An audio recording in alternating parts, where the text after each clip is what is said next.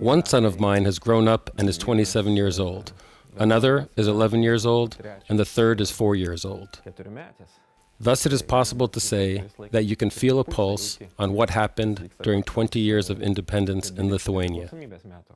The whole education system, not only in Lithuania, the whole world, are faced with a huge challenge similar to a crisis, because the world has undergone a drastic change in terms of technology, in terms of human communication, and people's understanding of each other and who we are.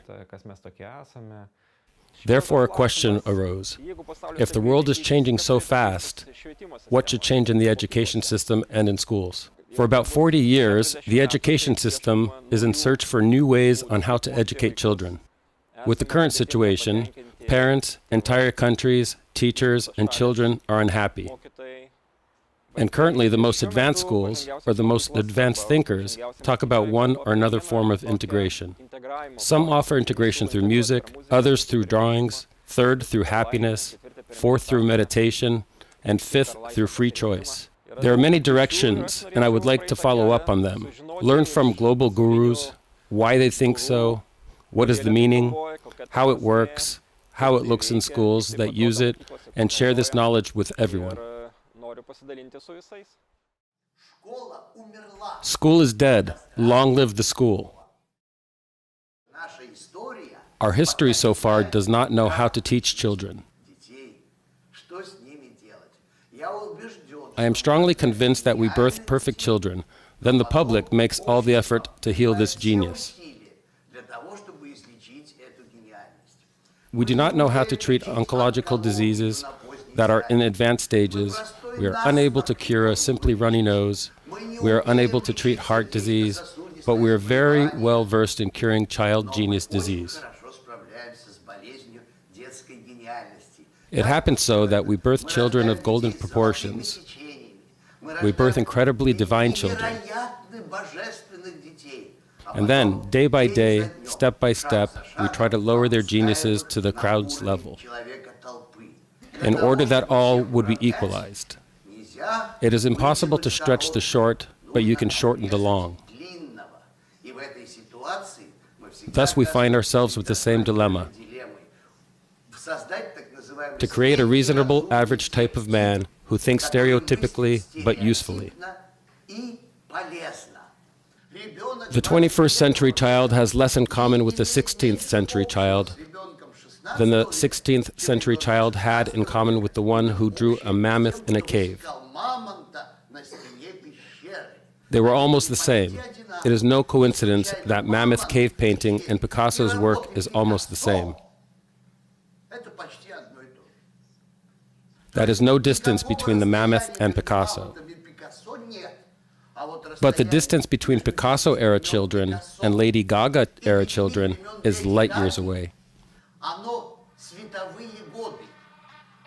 We believe that wonderful and obedient children have to continue to attend school. And what do they get there? A mouthful of geography, a thumbnail of history, a fragment of literature, an excerpt from a poem, a mathematical formula that has nothing to do with his further life, theorem of geometry, if a detective. It's interesting, but in general, it's all sorts of folly, completely out of touch with reality. Today, very sadly, education has become a begging bowl to get a job. Children and many people feel that you go to an institute to learn, to push in information into your head, to cramp knowledge into your head, and this knowledge is used as an instrument to get a good job. But it has not polished a man. Education tries to look outside. Educare is what you try to look inside. So Educare helps a man to tap his inherent qualities and be useful to the society. It removes the quality of selfishness. The children of today are the leaders of tomorrow.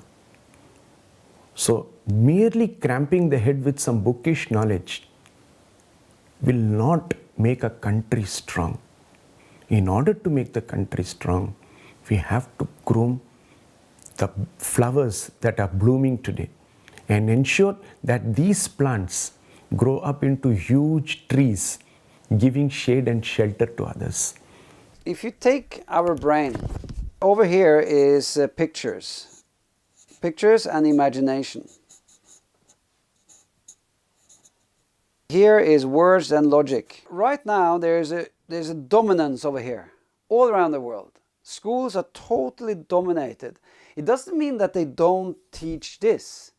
It's just so little, it's so weak compared to what they teach here. So this is, you can say this is 50% of what we need to learn.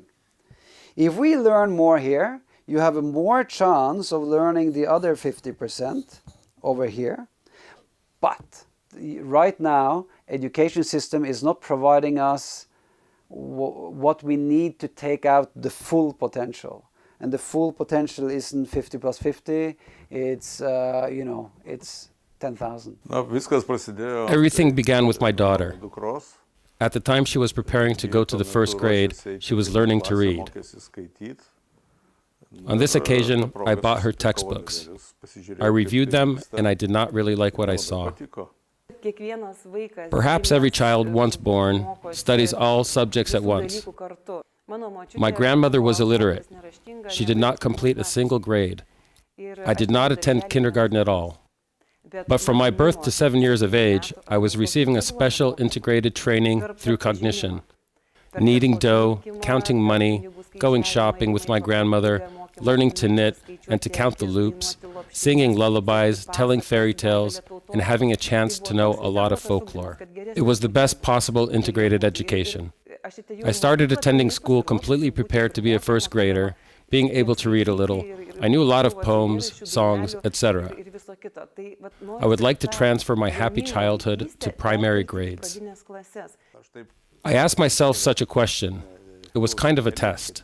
On which page of the textbook the authors will start writing about the real life? When will they start talking about what indeed surrounds of the children, what is the real environment? It only began somewhere from page 40. As yet, the illustrations of snowmen or the characters of children's books would appear, but they were not related to that real environment in which children live nowadays. There was only one story about the real life, about the puppies at the cafe. Learning about the world as such happens all the time. The textbook Rainbow, we are the co-authors together with Saulius Žukas, should not teach the subject, the world cognition, but should teach to get to know the world. Through mathematics, through language, and all other subjects that are included in the textbook. And it is kind of support. Not that I have to browse the textbook and do something together with the children, but to understand that there are some other people besides me, besides our school, besides the circle of congenial.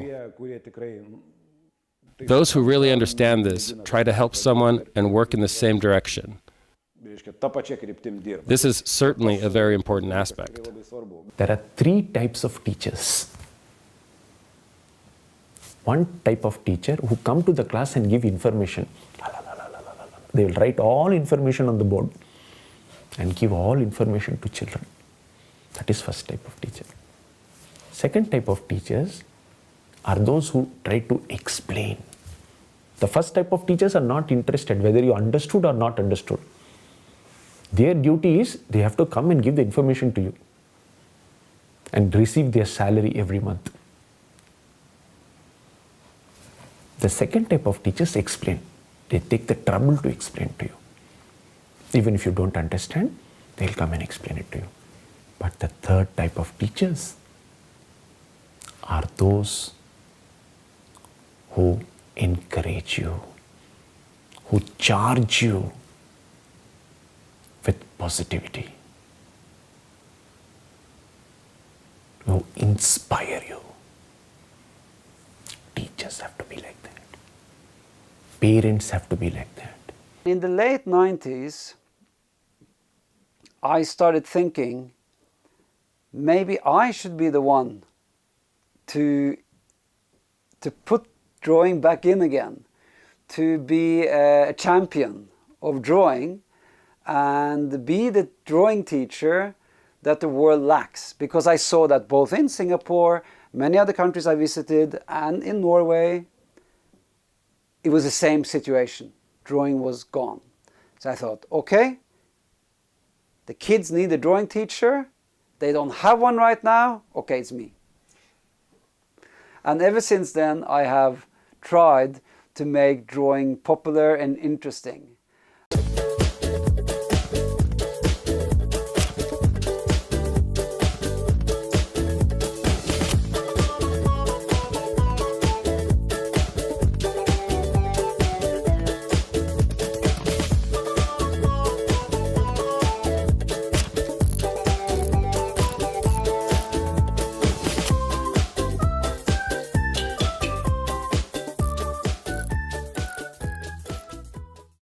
We are visual people. We think with our eyes.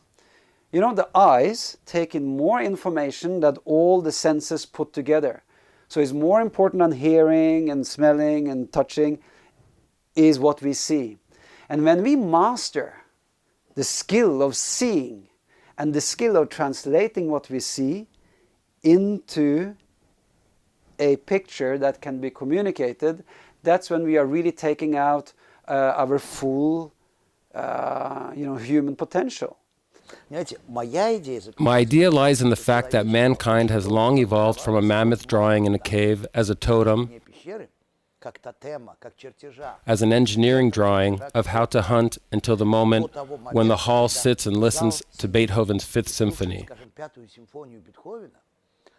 Where not a single word is spoken, nor there is no cake to eat, or a single image shown, or any mathematical rules applied, and listens to an overwhelming pure vibration which is played by 80 musicians under the guidance of some mysterious notes. And I'm thinking so proudly that perhaps the whole civilization moved from syncretism, from some specific items, and formed by a level that man, through art, began to understand the highest spheres of the highest law. Listen. Addition. Unexpected material. Addition. Reaction.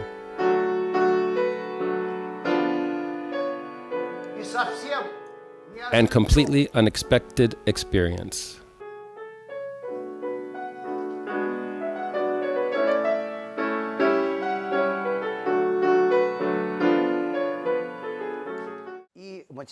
Mathematics, language, and drawing, they're all a verbal reflection of the world. Music is a non-verbal reflection of our world because it is the highest energy of a cosmic, plastic, cosmic ideas. The whole system is a subtle movement of the dominant and subdominant. The whole system of polyphony that is uniform and equal ringing of the voices, subject matter, sonata, rondo, etc., of three parts, simple and complex. This is the highest knowledge of codes that cannot be based on what we see around us, what we draw. While drawing one way or another, we redraw this world. Mathematics, the numerical form of this world. The school has long become digital and ceased to be emotional. This is also a problem, a terrible problem. And of course a language. It is a great thing, but it is also a word. Everything is verbal. I claim that the whole world is drawn. Let me tell you why. If I pick up this pen was designed by a product designer that drew exactly how this pen should look like. Would draw it this way, draw all the details here, so that this could go into a production process and become a pen. Now this jacket was drawn by a fashion designer, drawing all this, coloring the colors, showing how they should be produced so I can wear a jacket. You can look at the chair I'm sitting on, drawn by a furniture designer. The room is decorated by an interior designer. The house we're sitting in is drawn by an architect. The street here was drawn by a city planner or an engineer. If if you go down underground, down into the sewer, the pipes, the electrical systems, all that was drawn and planned by engineers of different types. So you can say that the whole world came from somebody drawing it. And that's why it's so important that all people of the world think of themselves as a designer that draws. Design is such an integrated process in almost all professions, in one way or the other.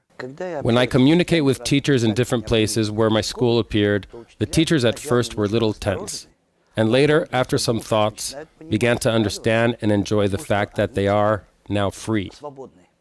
I sort of freed them from their duty to conduct a lesson from page 116 to 117. The teacher suddenly realized that he can share very important insights of his with the children, regardless of whether he is a mathematician or a historian or a physicist. He no longer needs to report from a person who knows to people who do not, but friendly to discuss with children everything they need to consider. And it was showed that children learn more quickly and more seriously if the teacher talks with them kindly, witty, and easily.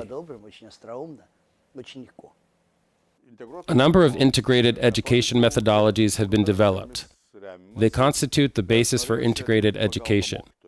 But I wanted to come to the aid of the teacher, who is in the process of his work and has to do a lot to prepare individually. It was necessary to offer a systematic material for the teacher. It could be best done by preparing a textbook. What could inspire the courage to combine several disciplines into one pile?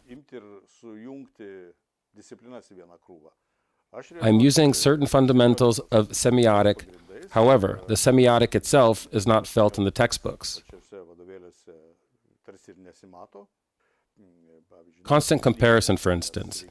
Because the meaning, according to semiotics, emerges from the comparison of objects or subjects. Thus, to the extent possible, one must compare within the framework of one subject, but similarly compare the material of different subjects and find certain commonality and difference. These things seem to be very simple, but the world is built on them, and any creativity is based on them. It determines creative thinking, from bringing together different areas, finding commonalities among these different contexts. The textbook Rainbow came to the aid of us in tow, because what we have been doing for a dozen years, particularly using that methodology of thematic training, integrated training, engagement of parents, pupils, and former pupils. We were doing it by improvising, referring to old textbooks, creating a lot by ourselves, collecting material, and saving it for this one topic. And when we finally got the textbook, it itself determined the topic of the month. It is simply a facilitation to a teacher, because we no longer have to hunt for material, because everything is already in a single textbook, both the English language and knowledge of the world. The only thing that matters is that nothing has been artificially put together. We live, and at the same time we learn about the world. We cannot even say that today we have or have not the lesson dedicated to the knowledge of the world. It starts with the analysis of the particular topic, individual presentations, and teamwork. Indeed, Rainbow has been a great facilitation. If you are blind, how can you help me? First, you must learn to correct your vision. First, you learn to see. You are blind. How can you help me? How can you lead me? You cannot lead me. That is what we are doing. Unfortunately, parents are blind. Teachers are blind. They do not know which way to go. They think by giving more technical information, computer, this is also a computer. If you give more information to it, they think, oh, this man will become a happy man. Happiness is not again in things. It is a state of being. When I work with teachers, I always ask, do you work in an integrated manner? Yes, we do work in an integrated manner. Everyone asserts. How many of you work in an integrated manner? Everyone raises their hand. Well, who of you works once a month? A little less, but almost everyone. Who works once a week? Quite a few. Who works every day? 1, 2. Teachers are familiar with the integrated method. However, it is not applied systematically. What we have done completely different that cannot be found elsewhere. Like I already mentioned, we tried to make a system. And here came an insight after the research was done in Lithuania. What is a good school? And later, Veidas magazine released a list of good schools. After analyzing deeper why those schools were considered good, I noticed that they have implemented one or another systematic teaching method. How many percent of our textbook material is the integrated one? I believe about 70%. Every time, these 70% are such certain constellations. For example, nowadays such subjects can be integrated. The world cognition, mother tongue, and ethics, and maybe foreign language could be integrated. The other day, perhaps the world cognition, mathematics, fine arts, and music. The subjects may slightly vary. The school was forced to create an extended system, so children spend not 2 hours there, they are there 6 to 7 hours, because of necessity, until the parents come. And no one protests, no one wants to go home, because every house, from New Russian to an ordinary apartment, is boring. After all, what is there? TV? Well, a computer? But the school has everything. The school is such a wonder.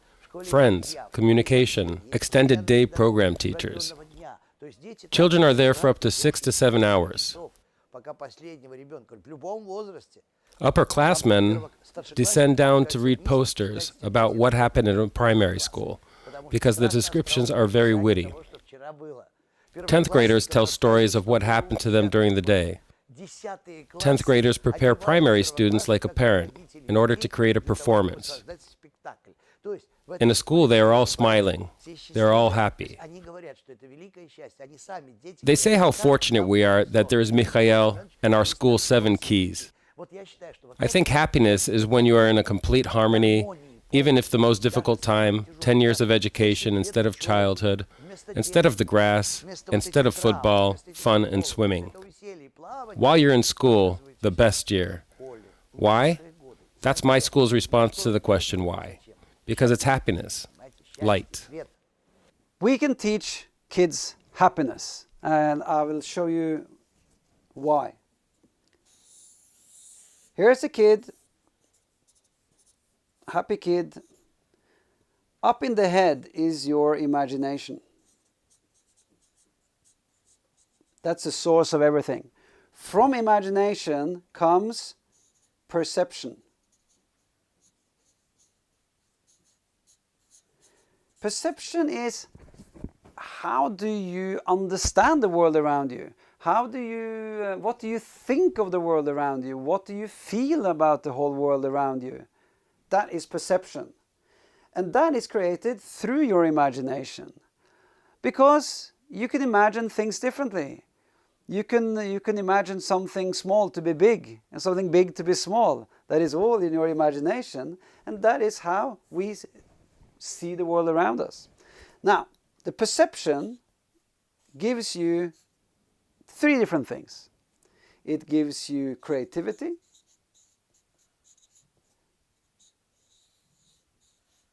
I'll draw a little light bulb here. It gives you creativity. It gives you happiness.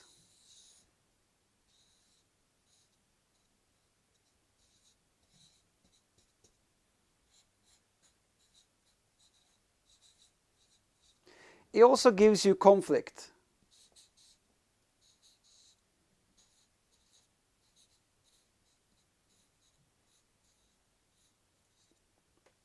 Let me explain.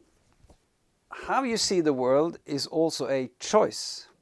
You can choose how you like to see the world. You can choose to see something as negative or positive, for instance. That means that your creativity and your ideas, you can see things as a bad thing or a possibility, an opportunity.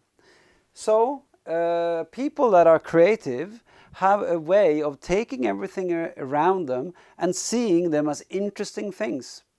Things they can change into something fantastic. They can look at the house, an old house, and they say, hey, let's fix this up and do something fantastic. While other people say, oh, it's an ugly old house, let's tear it down. In other words, is how you choose to look at something. Same thing over here. How do you choose to feel about something? Do you choose to be angry, or do you choose to laugh? There are many choices we can do all the time when it comes to feeling the world around us and our own situations. The same with conflict. Most conflict comes because we choose to see it as an insult. Like, I can give somebody a compliment, and they can either be happy and say, oh, thanks for the compliment, or they can be angry and say, oh, don't insult me. So it's all about how we see it. And that comes from the perception and your imagination. We can imagine totally different things. But essentially, I feel that if you teach kids this model, where does things come from? Where does the thoughts in your head come from? Yeah, they all come from your imagination. And if you're not happy with what you have, reimagine it. Imagine it differently then. Then you can see that, hey, maybe you become happy with it. Or if you are not creative, okay, look at how we can see everything in a new way. Look at it upside down, inside out, and see new possibilities. And when it comes to conflict, we can solve a lot of our conflicts by reimagining why these conflicts are there to begin with. I tell people to create their own happiness. Don't find your happiness. It's not like you walk down the street and, oops, there's my happiness. No, you work for years with your imagination and your creativity to create your happiness. And that can be done in so many different ways. You can create it inside, like in your head, you create your happiness in here. You also do it outside. Where do you make a nice room for yourself? I'm quite happy in here, because I got all my things, I can do my stuff in here. So you can create it outside and around you, inside. You create it with people that you love. But I firmly believe that everybody have the possibility to create their own happiness. A child will realize that it is the possibility to transcode. A child will understand that the phenomenon can be perceived from one or another subject. Thus, the opportunity for transcoding appears. And transcoding is a very powerful intellectual operation. Having mastered it, one can later have a lot to do. Thus, one can acquire a certain freedom. One develops one intellectual freedom. It's really fun that my own children studied in the same school as the children of our colleagues used to. And they used to attend my class, and now they are students. These students are sure to come. They come back from abroad. It is so nice to meet them in the city. They agree to me and come to school. For example, tomorrow I will have in my class a 12th grader who was in Mexico. He is coming to share the impressions of his journey. Therefore, it is so great that such communication exists. The fact that many years later, former students come back to school to share their achievements indicates that they were happy when in school. However, I can often hear, especially from grade school students or bachelor students who visit the school, we are learning in a similar way as we used to hear in our primary grades. They forget the time when they were in middle school grades 5 to 8. When they become high schoolers, they say, we also prepare presentations and work in the groups. We also have to speak out and defend our opinions. And we used to do the same when in the first grade. And when the students visit the school, they say that when studying in higher schools, they often remember their primary grades. Because when in the classes, they used to do a lot in a way they do now, being the students. Because if now I am better at mathematics, then maybe I can easier approach a certain subject from the angle of mathematics, and will be able to resolve it easier. If I am a good storyteller, perhaps I can solve the problem by using a certain story, etc. You must take into account the child's abilities and his certain nature. And thus you start combining things. Not all children in the class can count equally easily or draw in the same way. Some are better at drawing, others at reading, etc. Then, for example, you give the task to a team. You let the children to select the teams themselves. And they will do that not according to the similarities of their skill sets, but perhaps based on their differences. Thus, 4 of you rally up and you have to perform a certain task. For example, a promotional leaflet. However, one will be an artist, the other a calligrapher, an author of an idea, etc. And this is in the essence of the task, the format of the day's work. In addition, the fact that you are the best mathematician does not mean that you are simply the best, because every child is the best at certain things, either the best storyteller, the reader, the artist, the dancer, the best at sports, etc. You can find 20 kids in the class who are simply the best in their own way. We even have a task where children have to assess each other based on their best abilities. Under what criteria your friend is good? We do not mean someone is a loser or an outsider. Do we have to find the traits by which they are the most successful? The beginning was not easy. I had to study this deeper. But later, children like doing it, and teachers enjoy doing it as well. It really encourages. It seems that the work was not in vain. All educational areas in the world show that we have to move in this direction. When I started to meet with Nobel Prize winners at my concerts, it became clear that they A, are huge humorists, B, interdisciplinary, C, love paradoxes. I decided to combine these fundamentals into my school. If you want to change the society, you have to change the children. In order to change the children, first you have to change yourself. So everything begins from here, from inside. I have to change. Only when my cultural bank, spiritual bank is rich, I can give it to others. Love is the fundamental thing that is required. I think that the future of education lies with the people that have the best ideas. In other words, in the old days, where traditionally a school is a building, you build a building and you have a school. I think in the future it's you have the best ideas and you will lead the game of education in the future. In other words, it shifts from the establishment or the government over onto individual people or groups that has the good ideas. We cannot know what methods will be best in the future. We cannot impose one system for everyone, but a systematic approach must be done.